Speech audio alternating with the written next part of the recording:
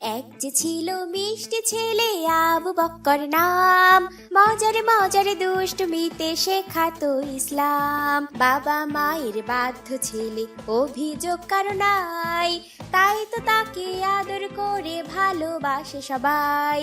আবু বক্করের সাথে ইসলামের পথে। আসসালামু আলাইকুম বাবা। এত মনোযোগ দিয়ে কি করছে আমার বাবাটা? ওয়ালাইকুম আসসালাম। বাবা এসেছো? হ্যাঁ বাবা, এসেছি।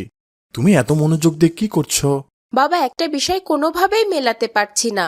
কি বিষয় মেলাতে পারছো না বাবা? আজ চাঁদ দেখা গেলে আগামী কাল থেকে তো ইনশাল্লাহ রমজান মাস শুরু হবে, রহমতের মাস শুরু হবে। বাবা, আল্লাহ নিজে এই মাসে আমাদের প্রতিদান দিবেন, আমাদের গুনাহ মাফ করে দিবেন। এই জন্য এই মাসে কখন কোন ইবাদত করব সেটার একটা রুটিন বানাচ্ছিলাম। মাশাআল্লাহ, এটা তো খুবই ভালো সিদ্ধান্ত।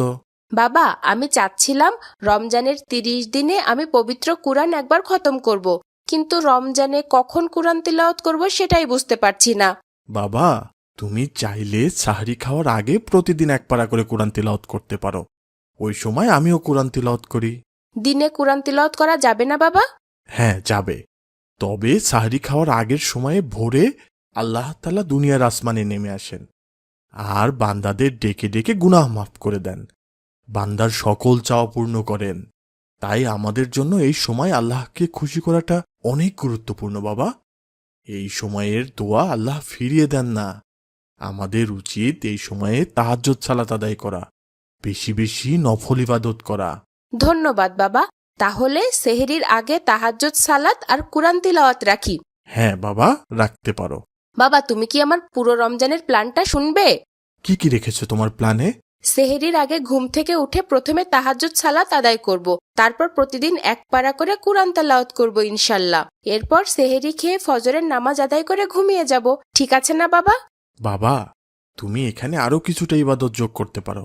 কিভাবে বাবা? আমাদের প্রিয় নবী হযরত মুহাম্মদ সাল্লাল্লাহু আলাইহি ওয়াসাল্লাম ফজরের আজানের অন্তত 10 থেকে 15 মিনিট আগে সাহরি খাওয়া শেষ করতেন। একেবারে ফজরের আজান পর্যন্ত কখনোই সাহরি খেতেন না। তারপর নিরালে বসে আল্লাহর কাছে দোয়া করতেন। মহান আল্লাহ সাহরি আর ফজরের নামাজের মাঝে এই সময় দোয়া অনেক পছন্দ করেন বাবা। তারপরে কি ফজরের আজান হলে নামাজ আদায় করে ঘুমিয়ে যেতেন আমাদের নবী? না বাবা, ফজরের নামাজ আদায় করেই কিন্তু আমাদের প্রিয় নবী ঘুমাতেন না। ওখানেই বসে থাকতেন, সূর্য ওঠা পর্যন্ত অপেক্ষা করতেন। তারপর সূর্য উঠলে 2 রাকাত ইশরাকের নামাজ আদায় করতেন। ইশরাকের নামাজ এতটাই ফজিলতপূর্ণ যে এটা আদায় করলে পূর্ণাঙ্গ ওমরা হজের সমান সওয়াব পাওয়া যায়। তুমি চাইলে এই 2টা ইবাদত তোমার ইবাদতের রুটিনে যোগ করতে পারো বাবা। ধন্যবাদ বাবা, আমিও এটা করব ইনশাল্লাহ। তারপর সারাদিন সঠিক সময়ে সব নামাজ আদায় করব, বেশি বেশি নফল ইবাদত করব ইনশাল্লাহ। এই মাসের নফল ইবাদতে অন্য মাসের ফরজের মতো সোয়াব আল্লাহ দান করেন। আমি সারা বছর অনেকগুলো টাকা জমিয়েছি বাবা, সেগুলো দান সদগা করব। তুমি তো জানো বাবা, এই মাসে দান সদগা করলে আল্লাহ অন্য মাসের তুলনায় 70 গুণ বেশি সোয়াব দান করেন। ঠিক আছে বাবা, তোমার রুটিন আমার অনেক পছন্দ হয়েছে। তাহলে এবার আমি আসি। আমাকে সাহায্য করার জন্য ধন্যবাদ বাবা। আসসালামু আলাইকুম। ওয়ালাইকুম আসসালাম। আসসালামু আলাইকুম ভাই। ওয়ালাইকুম আসসালাম। রমাদান মোবারক। রমাদান মুবারক। ভাই, রমজানের চাঁদ কি দেখা গেছে? হ্যাঁ ভাই, আমি মাত্র আমাদের টিভিতে সংবাদ দেখে এলাম। আগামীকাল থেকেই রোজা ইনশাল্লাহ। চাঁদ দেখা গেছে ভাই। আলহামদুলিল্লাহ, রহমতের মাস শুরু হয়ে গেল ভাই। তাহলে চলো এইবার চাঁদ দেখে আসি। টিভিতে তো দেখলাম চাঁদ দেখা গেছে, আর চাঁদ দেখে কি হবে শুধু শুধু? চাঁদ দেখা একটা ইবাদত ভাই, এটা একটা আমল। আমাদের প্রিয় নবী হযরত মুহাম্মদ সাল্লাল্লাহু আলাইহি সাল্লাম চাঁদ দেখে রোজা রাখতেন, আবার চাঁদ দেখেই রমজান মাসকে বিদায় জানাতেন। এটা একটি সুন্নত ইবাদতও ভাই। তাহলে তো অবশ্যই আমাদের চাঁদ দেখা উচিত। শুধু শুধু একটা ইবাদত থেকে আমরা বঞ্চিত হব কেন? হ্যাঁ ভাই, চলো আব্দুর রহমানদের বাসায় যে ওকেও ডেকে নিয়ে যাই, সাথে বাকি বন্ধুদেরকেও। ঠিক আছে ভাই, সবাই মিলে চাঁদ দেখতে অনেক মজা হবে। সবাই একসাথে সুন্নত আদায় করতে পারবো। ঠিক আছে ভাই। আসসালামু আলাইকুম মা, রমাদান মুবারক। ওয়ালাইকুম আসসালাম। রমাদান মোবারক। বাবা আবু বকর, তুমি কি চাঁদ দেখেছো? হ্যাঁ মা, দেখেছি। আমি আমার বন্ধুদের সাথে যেয়ে চাঁদ দেখেছি মা। এখন তারাবি নামাজ আদায় করতে যাব। তারাবি আদায় করতে যাওয়ার আগে আমার একটা কাজ করে দিতে পারবে বাবা? জি মা, অবশ্যই। কি কাজ? আমাদের প্রতিবেশী রহিমা খালাকে তো চেনো? তাই না বাবা? হ্যাঁ মা, ওই যে আগে আমাদের বাসায় কাজ করতেন উনি। হ্যাঁ বাবা, অনেকদিন থেকে উনি অনেক অসুস্থ, কোনো কাজ করতে পারেন না। ওনার সাহারির জন্য কিছু খাবার দিয়ে দেব, তুমি কি ওনাকে দিয়ে আসতে পারবে খাবারগুলো?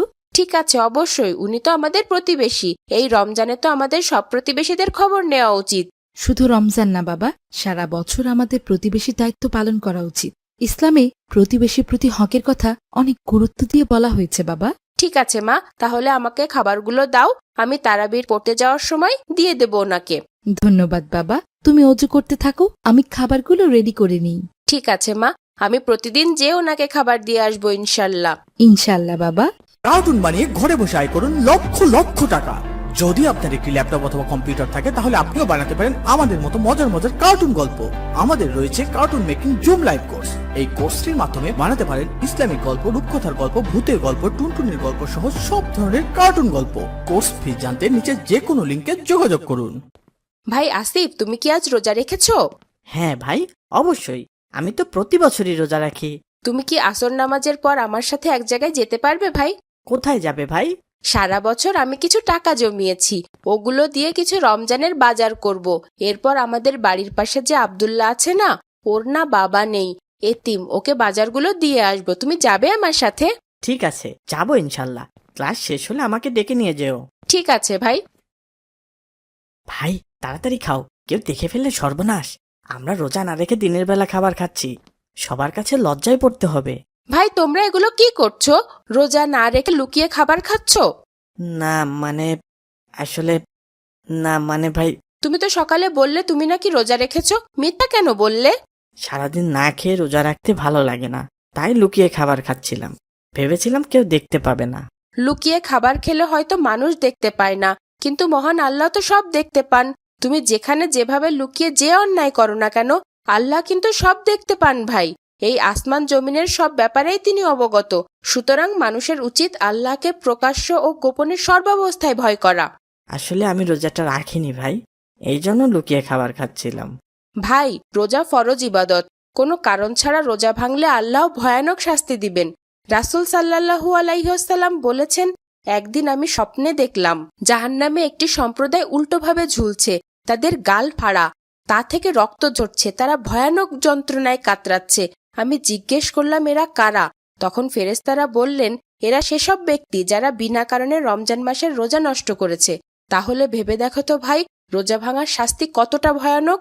তাছাড়া হাদিস শরীফে এসেছে, যে ব্যক্তি কোনো অসুস্থতা ছাড়া রমজানের একটি রোজাও পরিত্যাগ করবে, সে যদি ওই রোজার পরিবর্তে আজীবন রোজা রেখেও যায়, তবুও ওই এক রোজার ক্ষতিপূরণ হবে না ভাই। ভাই আমি বুঝতে পারিনি, এরপর আর ভুলেও কোনো রোজা ভাঙবো না ভাই। আস্তাগফিরুল্লাহ। বাবা হে আল্লাহ, মায়ের আমাকে বাধ্য ক্ষমা করুন। ছেলে, অভিযোগ কারণাই, তাই তো তাকে আদর মজার করে সব ইসলামিক কার্টুন পেতে আমাদের ভালোবাসে চ্যানেলটি সবাই। এখনই সাবস্ক্রাইব করুন আর পাশে থাকা বেল আইকনটি প্রেস করুন।